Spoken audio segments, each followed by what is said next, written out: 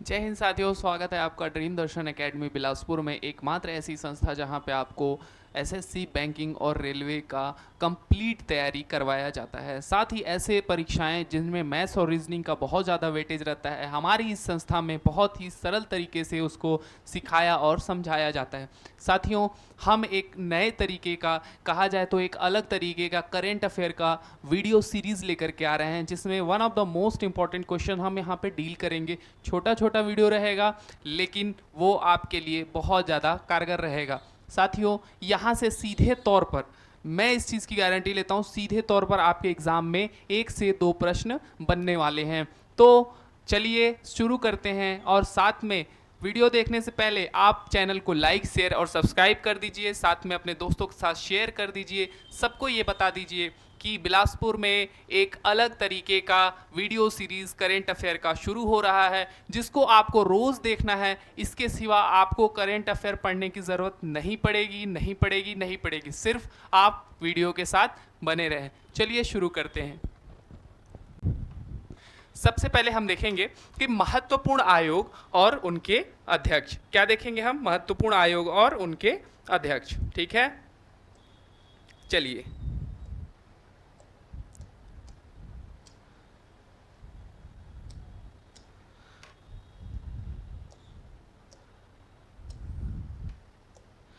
ठीक है, महत्वपूर्ण आयोग और उनके अध्यक्ष देखेंगे। तो सबसे पहले हम देखते हैं कि सबसे पहले हम क्या देखेंगे? सीबीएसई, केंद्रीय माध्यमिक शिक्षा बोर्ड। सीबीएसई, केंद्रीय माध्यमिक शिक्षा बोर्ड के नए अध्यक्ष कौन चुने गए हैं? नए अध्यक्ष चुने गए हैं राहुल सिंह जी। ये रहा उनका फोटो।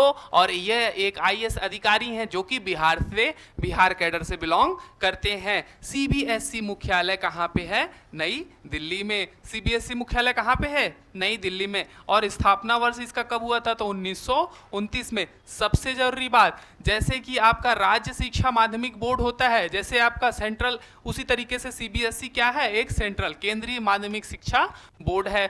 चलिए हम इसी के साथ हम अगला प्रश्न देखते हैं। ठीक है, अगला देखते हैं। नीति आयोग। ठीक है, नीति आयोग देखते हैं। ठीक है, नीति आयोग, नीति आयोग को देखते हैं हम। ठीक है, चलिए। नीति आयोग के अध्यक्ष कौन है? ठीक है, नीति आयोग के अध्यक्ष कौन है? ठीक है, नीति आयोग के अध्यक्ष कौन है? तो नरेंद्र मोदी। क्या ये सवाल पूछता था? हाँ पूछता था, लेकिन बहुत पहले। अब एग्जाम का पैटर्न जिस प्रकार से चेंज हुआ है, वो सीधा सीधा सीईओ पे अटैक करता है। एग्जामिनर क्या करता है? नीति आयोग के सीईओ का नाम बताइए। तो हम नाम याद कर लेते हैं यहां से। कहां से? वीबीआर सुब्रमण्यम। कौन है? वीबीआर सुब्रमण्यम जी नीति आयोग के अध्यक्ष हैं। ठीक है, नीति आयोग का मुख्यालय कहाँ है? नई दिल्ली। और इसकी स्थापना कब हुई थी? 1 जनवरी सन 2015 को। ठीक है, अगला प्रश्न देखते हैं हम।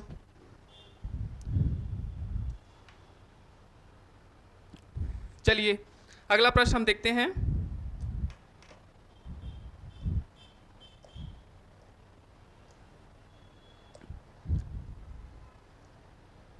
ठीक है, अगला प्रश्न देखते हैं कि राष्ट्रीय पिछड़ा वर्ग आयोग, ठीक है ना, राष्ट्रीय पिछड़ा वर्ग आयोग के अध्यक्ष कौन है? राष्ट्रीय पिछड़ा वर्ग के आयोग के अध्यक्ष कौन है? श्री हंसराज गंगाराम जी। श्री हंसराज गंगाराम जी। ठीक है ना, राष्ट्रीय पिछड़ा वर्ग आयोग के अध्यक्ष कौन है? तो श्री हंसराज गंगाराम जी। ठीक है ना, अब हम थोड़ा सा राष्ट्रीय पिछड़ा वर्ग आयोग के बारे में कुछ पढ़ लेते हैं। सबसे पहले इसकी स्थापना कब हुई थी? 1993 में। और इसका मुख्यालय कहाँ है? तो नई दिल्ली में। ठीक है, इसका मुख्यालय कहाँ है? नई दिल्ली में। ठीक है, अब अगला देखते हैं। राष्ट्रीय पिछड़ा वर्ग आयोग, इसका संक्षिप्त नाम जो है एनसीबीसी है। एनसीबीसी इसका क्या है? संक्षिप्त नाम है। ठीक ना, अब इसके बारे में हम कुछ देख लेते हैं। सामाजिक न्याय और अधिकारिता मंत्रालय भारत सरकार के अधिकार क्षेत्र में एक भारतीय संवैधानिक निकाय है। एक पॉइंट हमको मिल गया। राष्ट्रीय पिछड़ा वर्ग आयोग क्या है? एक संवैधानिक निकाय है। ठीक है, दूसरा पॉइंट देखते हैं कि भारतीय संविधान के अनुच्छेद किसना? 338 बी के तहत। ठीक है, भारतीय संविधान के अनुच्छेद 338 बी के तहत इसे एक संवैधानिक निकाय बनाने के लिए, संविधान में इसके गठन का राष्ट्रीय पिछड़ा वर्ग आयोग अधिनियम 1993 के प्रावधानों के अनुसार किया गया है। ठीक है, चलिए सबसे पहला हमने एक पॉइंट देखा यहाँ पे, ये क्या है, एक संवैधानिक निकाय है। दूसरा क्या है, इसका गठन जो है अनुच्छेद 338 बी के तहत किया गया है। तीसरा क्या है, किस अधिनियम के तहत, तो 1993 अधिनियम के तहत। तो हमने राष्ट्रीय पिछड़ा वर्ग आयोग से यहाँ पे 3 से 4 पॉइंट कवर किए। चलिए अगला देखते हैं हम।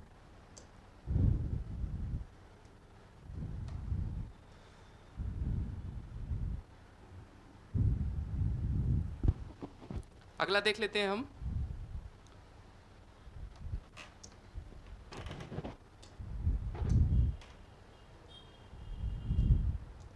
चलिए, वर्तमान में UPSC union public service commission के अध्यक्ष कौन है? वर्तमान में यूपीएससी के अध्यक्ष कौन है जी? प्रीति सूडान हाल ही में नवनिर्वाचित हुई हैं यूपीएससी की अध्यक्ष। मैडम कौन है? प्रीति सूडान जी। यूपीएससी की स्थापना कब हुई थी? 1926 में हुई थी। यूपीएससी की स्थापना कब हुई थी? 1926 में। कहाँ है इसका मुख्यालय? नई दिल्ली में। इसका मुख्यालय कहाँ है साथियों? नई दिल्ली में। चलिए अब हम इसके बारे में कुछ और पॉइंट्स को देखते हैं जो कि आपके एग्जाम पॉइंट ऑफ व्यू से बहुत इंपॉर्टेंट है। और मैं इस दावे के साथ कह सकता हूं कि मेरे हिसाब से अगर यूपीएससी से सवाल पूछता है, वो भी करंट अफेयर में, वो भी वन लाइनर एग्जाम में, तो इससे ज़्यादा क्वेश्चंस नहीं बनेंगे। चलिए देखते हैं। ठीक है, संघ लोक सेवा आयोग भारत के संविधान द्वारा स्थापित एक संवैधानिक व्यवस्था है। क्या है? एक संवैधानिक व्यवस्था है जो भारत सरकार के लोक सेवा के पदाधिकारियों की नियुक्ति के लिए परीक्षाओं का संचालन करती है। क्लियर है? समझ में आ गया? यूपीएससी क्या करती है कि लोक सेवा के पदाधिकारियों के लिए उनकी नियुक्ति के लिए परीक्षाओं का संचालन करता है। अगला देखते हैं। संविधान के भाग 14 के अंतर्गत अनुच्छेद 315 से 323 में एक संघीय लोक सेवा आयोग और राज्यों के लिए राज्य लोक सेवा आयोग के गठन का प्रावधान है। अगर संविधान के दृष्टिकोण से अगर पूछता है, संविधान के प्रश्न के माध्यम से पूछता है, तो वो ये पूछ देगा कि किस अनुच्छेद के तहत वर्तमान यूपीएससी का गठन किया गया था। तो हमने यहाँ पे एक पॉइंट देखा, अनुच्छेद 315 से लेकर 323। दूसरा हमने देखा यह संवैधानिक व्यवस्था है। तीसरा हमने देखा कि ये भाग 14 के अंतर्गत आता है। चौथा सबसे इंपॉर्टेंट पॉइंट जो कि हर किसी को याद रहना चाहिए, ये लोक सेवा के पदाधिकारियों की नियुक्ति के लिए परीक्षाओं का संचालन करती है। ठीक है, इतना हमने। और वर्तमान में इसकी अध्यक्ष कौन है? प्रीति सूडान जी हैं। चलिए अगला प्रश्न हम देखते हैं। अगला प्रश्न हम देख लेते हैं। ओके,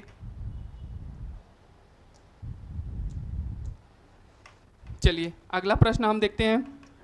केंद्रीय सतर्कता आयोग, ठीक है, CVC, ठीक ना, केंद्रीय सतर्कता आयोग के वर्तमान अध्यक्ष कौन हुए हैं? केंद्रीय सतर्कता आयोग के वर्तमान अध्यक्ष कौन हुए हैं? श्री AS राजीव जी हुए हैं। ठीक है, ये रहा उनकी तस्वीर, श्री AS राजीव जी। अब इस केंद्रीय सतर्कता आयोग के गठन का मुख्य उद्देश्य क्या है?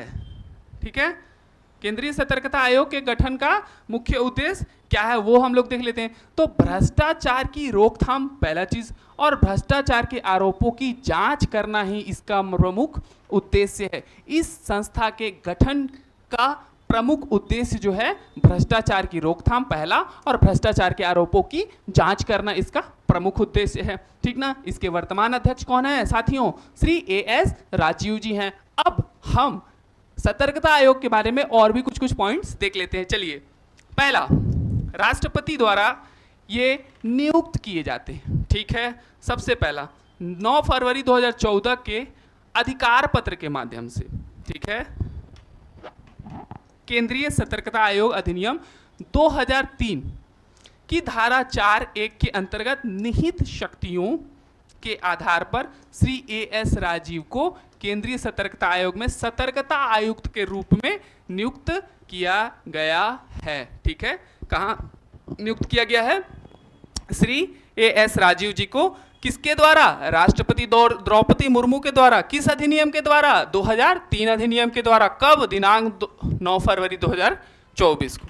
ठीक है, आशा करता हूं कि आपको ये टॉपिक, ये पॉइंट्स, ये सारा चीज क्लियर हो गया होगा। रटने की जरूरत नहीं है, सिर्फ वीडियो को 2 बार देख लीजिए, आपको ये ऑटोमेटिकली रटा जाएगा। चलिए अगला पॉइंट देखते हैं हम।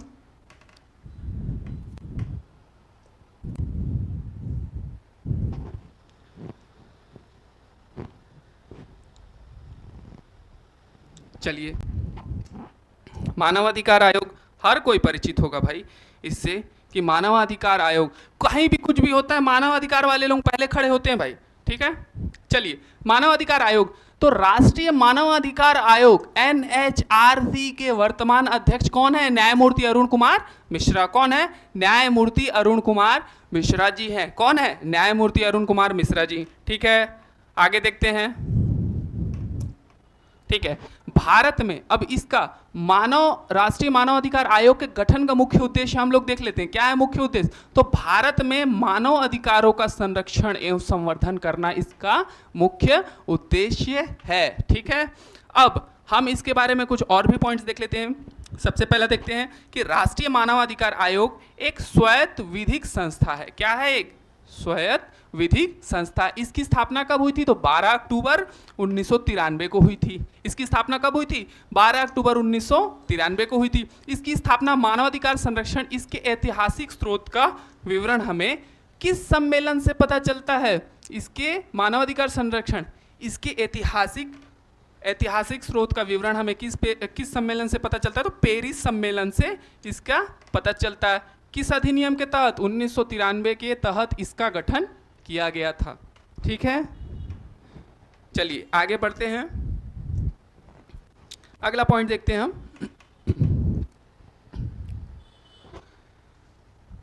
अगला पॉइंट देख लेते हैं। ठीक है,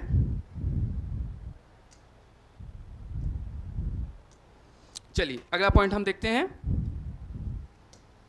ठीक, 8वां नंबर अगला पॉइंट देखते हैं कि भारतीय चुनाव आयोग इलेक्शन कमीशन ऑफ इंडिया। ठीक है, भारतीय चुनाव आयोग इलेक्शन कमीशन ऑफ इंडिया के वर्तमान मुख्य चुनाव आयुक्त किसको नियुक्त किया गया है? सीधे सीधे आपको टिक लगा करके आना है। क्या लगा करके आना है? राजीव कुमार जी को टिक राजीव कुमार जी को वर्तमान मुख्य आयुक्त नियुक्त किया गया है। अब इस चुनाव आयोग के गठन का प्रमुख उद्देश्य क्या है वो देख लेते हैं। तो भारत में स्वतंत्र निष्पक्ष चुनाव, ठीक ना, भारत में स्वतंत्र और निष्पक्ष चुनाव। हाल ही में अभी लोकसभा चुनाव संपन्न हुए हैं, विधानसभा चुनाव हमारे छत्तीसगढ़ का जो नवंबर दिसंबर में संपन्न हुआ है, साथ ही साथ साथियों अभी आने वाले समय में निकाय चुनाव भी होने वाला।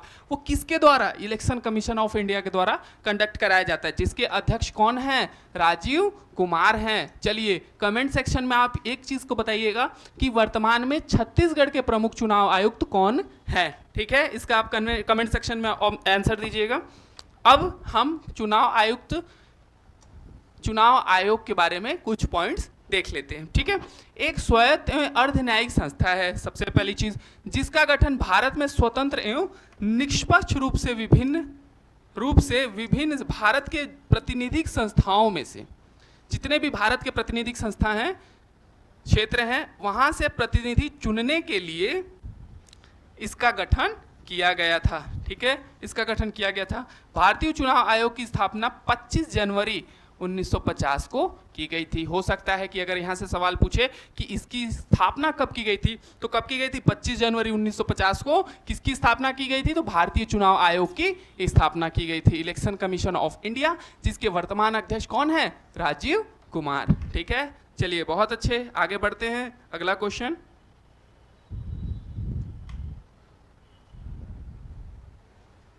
चलिए अगला क्वेश्चन देखते हैं।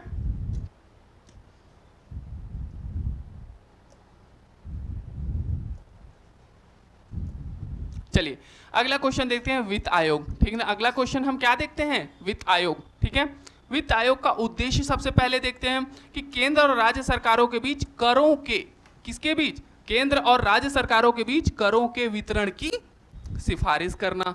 ठीक है, करों के वितरण की सिफारिश करना इसका मुख्य उद्देश्य है। किसका? वित्त आयोग का मुख्य उद्देश्य। वर्तमान अध्यक्ष कौन है जी? तो अरविंद पनगड़िया जी वर्तमान अध्यक्ष हैं। कौन है वर्तमान अध्यक्ष इसके? अरविंद पनगड़िया जी हैं। ठीक है, वर्तमान अध्यक्ष कौन है? अरविंद पनगड़िया जी। सबसे ज्यादा इंपॉर्टेंट क्वेश्चन सबसे पहला तो ये कि वर्तमान अध्यक्ष कौन है? अरविंद पनगड़िया जी। और कौन से नंबर के वित्त आयोग के अध्यक्ष हैं? तो 16वें नंबर के वित्त आयोग के अध्यक्ष कौन है? अरविंद पनगड़िया जी हैं। ठीक है, 16वें वित्त आयोग के अध्यक्ष कौन है? अरविंद पनगड़िया जी हैं। ये उनकी तस्वीर। ठीक है, ये उनकी तस्वीर। आगे देखते हैं। वित्त आयोग का गठन एक संवैधानिक निकाय के रूप में अनुच्छेद 280 के अंतर्गत किया जाता है। ठीक है, एक संवैधानिक निकाय के रूप में किसमें? अनुच्छेद 280 के तहत किया जाता है। किसका गठन? वित्त आयोग का गठन अनुच्छेद 280 के तहत किया जाता है। पहला पॉइंट तो ये हो गया। ये एक अर्धन्यायिक, यह एक अर्धन्यायिक संस्था होती है। क्या है? यह एक अर्धन्यायिक संस्था होती है। ठीक है, यह एक अर्धन्यायिक संस्था होती है। इसका गठन भारत के राष्ट्रपति द्वारा किया जाता है। वित्त आयोग का गठन किसके द्वारा किया जाता है? भारत के राष्ट्रपति के द्वारा। और भारत में वित्त आयोग के गठन वित्त आयोग अधिनियम 1951 के अंतर्गत किया जाता है। क्या इतने पॉइंट्स को पढ़ने के बाद आपसे वित्त आयोग से संबंधित कोई सवाल छूटेगा? नहीं छूट सकता। इसीलिए मैं बोल रहा हूं कि ज़्यादा से ज़्यादा इस वीडियो को लोगों तक शेयर करें, साथ ही साथ इस वीडियो को ज़्यादा से ज़्यादा लाइक कीजिए ताकि हमको मोटिवेशन मिले और ऐसे ही static GK plus current affair की और भी हम टॉपिक्स को आपको कवर कराएं। ठीक है, चलिए आगे बढ़ते हैं। आगे हम लोग बढ़ते हैं। अगला पॉइंट। ठीक है, चलिए अगला पॉइंट देखते हैं हम।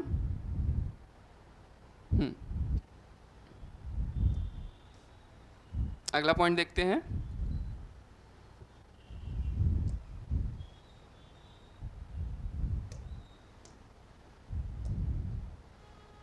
ठीक, अगला पॉइंट हम लोग देखते हैं। भारतीय प्रतिस्पर्धा आयोग CCI। ठीक ना, भारतीय प्रतिस्पर्धा आयोग की वर्तमान अध्यक्ष कौन है? तो वर्तमान अध्यक्ष कौन है जी? रवनीत कौर जी हैं। ये है हमारी रवनीत कौर मैडम जो हैं, वो वर्तमान अध्यक्ष हैं। किसकी? भारतीय प्रतिस्पर्धा आयोग की वर्तमान अध्यक्ष कौन है? रवनीत कौर जी हैं। अब इसका उद्देश्य हम समझ लेते हैं साथियों कि भारतीय प्रतिस्पर्धा आयोग के गठन का प्रमुख उद्देश्य क्या था। क्या ऐसी कारण थे, क्या ऐसी संभावनाएं बनी जिसमें भारत सरकार को भारतीय प्रतिस्पर्धा आयोग का गठन करना पड़ा? तो प्रतिस्पर्धा अधिनियम 2002 को लागू करना और बाजार में निष्पक्ष प्रतिस्पर्धा का विनिमयन करना, बाजार में निष्पक्ष प्रतिस्पर्धा का विनिमयन करना। ठीक है, जैसे कि क्या होता है, कभी कभी आप लोगों ने देखा होगा कि बहुत से व्यापारी संघ बना लेते हैं अपना। ठीक है, और संघ बना करके अपने ही मार्केट को अपने ही हिसाब से चलाने लगते हैं, तो नए व्यापारियों को उसमें एंट्री नहीं मिल पाती है। इसी के मद्देनजर जो है भारत सरकार द्वारा भारतीय प्रतिस्पर्धा आयोग का गठन किया गया, जिसमें सभी को समान रूप से व्यापार करने का मौका दिया जाए। और यह एक कानूनी अपराध भी माना जाता है कि अगर आप किसी भी तरीके से संगठन बना करके व्यापार को गलत तरीके से संचालित करते हैं तो कहीं ना कहीं यह आपराधिक मामला बनता है। ठीक है, अब चलिए आगे हम लोग देख लेते हैं इसके बारे में कुछ और पॉइंट्स। ठीक है, तो भारतीय प्रतिस्पर्धा आयोग competition commission of India Bharat की एक संविधिक संस्था है। भारत की क्या है? एक संविधिक संस्था है। इसका उद्देश्य स्वच्छ प्रतिस्पर्धा को बढ़ावा देना है, जैसे कि मैंने अभी आपको बताया। ठीक है, इसका उद्देश्य क्या है? स्वच्छ प्रतिस्पर्धा को बढ़ावा देना है, बाजार को उपभोक्ताओं के हित का साधन बनाया जा सके, इसका प्रमुख उद्देश्य है, इसका मेन मोटिव है। ठीक है, कि स्वच्छ प्रतिस्पर्धा को बढ़ाया जा सके। और भारतीय प्रतिस्पर्धा आयोग की अध्यक्ष कौन है? रवनीत कौर मैडम। ये है हमारी रवनीत कौर मैडम। ठीक है, चलिए बहुत अच्छे, आगे हम देखते हैं प्रश्न को। अगला हम देख लेते हैं। ठीक है,